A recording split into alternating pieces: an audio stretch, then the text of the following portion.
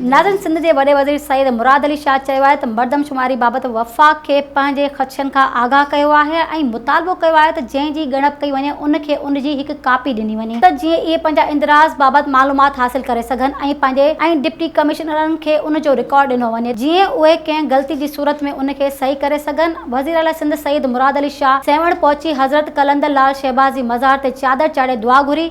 वॾे वज़ीर सईद मुराद अली शाह मज़ार जे अहाते में मीडिया सां ॻाल्हाईंदे चयो त पीटीआई जे वर्कर ज़ुलैश शाह जो क़त्ल अफ़सोसनाक आहे, पर उन में पीटीआई ऐं पुलिस जो अलॻि अलॻि मौक़िफ़ साम्हूं आयो आहे। हिकु सवाल जे जवाब में हुन चयो त इमरान ख़ान हुकूमत IMF सां जेके मुआहिदा कया उन तां फिरी विया, उन करे हाणे IMF गैर यकीनी जे करे सख़्त शर्त रखी रही आहे। हिकु सवाल जे जवाब में वॾे वज़ीर सईद मुराद अली शाह चयो त बरसातुनि खां पोइ सिंध हुकूमत तकड़ा उपाउ वरिता जंहिं जे करे कणक जी बहितर पैदावार थींदी।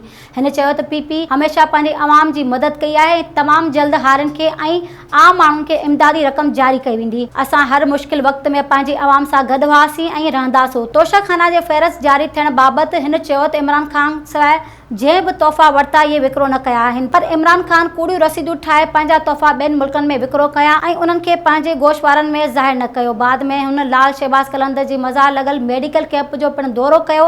Deputy commissioner Jamshoro captain retire Fariduddin Mustafa वॾे वज़ीर खे यादगार शील्ड पेश कई। बाद में हुन ग़रीब औरतुनि में कपड़ा ऐं तोहफ़ा विराया। उन मौक़े ते वॾे वज़ीर जे औक़ाफ़ खाते बाबति ख़ुसूसी मावन पीर सैयद अहमद रज़ा शाह जिलानी, सूबाई सलाहकार बैरिस्टर मुर्तज़ा वहाब MNA, सरदार सिकंदर अली रावफोटो, Makhdoom Zameer, Rais Imanullah Shahani, secretary Auqaf Munawar Ali Maisar, commissioner Hyderabad Bilal Ahmed Memon, DIG police Hyderabad Saeed Pir Mohammad Shah, deputy commissioner Jamshoro captain retire Fariduddin Mustafa, SSP Jamshoro Imran Qureshi ऐं ॿिया पिणु साणस गॾु हुआ।